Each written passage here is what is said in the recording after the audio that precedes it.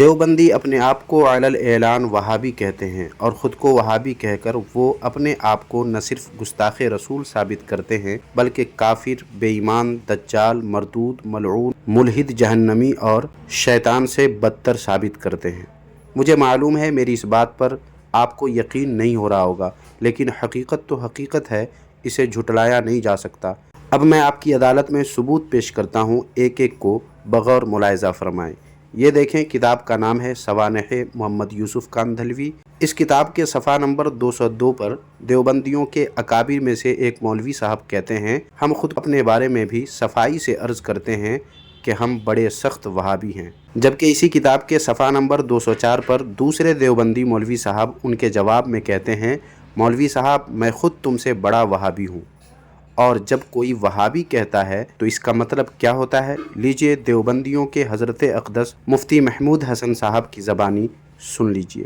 یہ دیکھیے، کتاب کا نام ہے مسلک علماء دیوبند اور حب رسول صلی اللہ علیہ وآلہ وسلم۔ اس کتاب کے صفحہ نمبر 45 پر کہتے ہیں، وہابی کہہ دیا اس کے معنی ہوئے کہ حضور اقدس صلی اللہ علیہ وآلہ وسلم کی شان اقدس میں گستاخی کرتا ہے، اور جو گستاخ رسول ہے وہ کیا ہے؟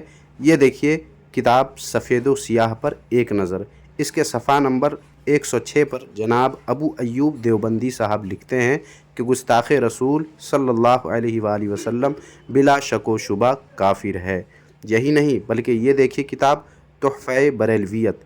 اس کتاب کے صفحہ نمبر 8 ہی پر جناب مطیع الحق دیوبندی صاحب لکھتے ہیں، یقیناً حضور کریم علیہ الصلاۃ والتسلیم کا گستاخ اور بے ادب بالقطع والیقین کافر، اکفر، بے ایمان، دجال، مردود و ملعون، ملحد، جہنمی، ضال، مضل، اخبث الخلائق، بدتر الشیطان لعین ہے۔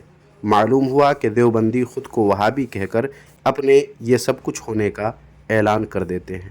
ایسی ویڈیوز مزید حاصل کرنے کے لیے ہمارے یوٹیوب چینل کو سبسکرائب نہیں کیا ہے تو سبسکرائب ضرور کر لیں، اور اپنی پسندیدگی کے اظہار کے لیے ویڈیو کو لائک کر کے دیوبندیت کی طرف مائل اپنے دوست احباب کو یہ ویڈیو ضرور شیئر کر دیں۔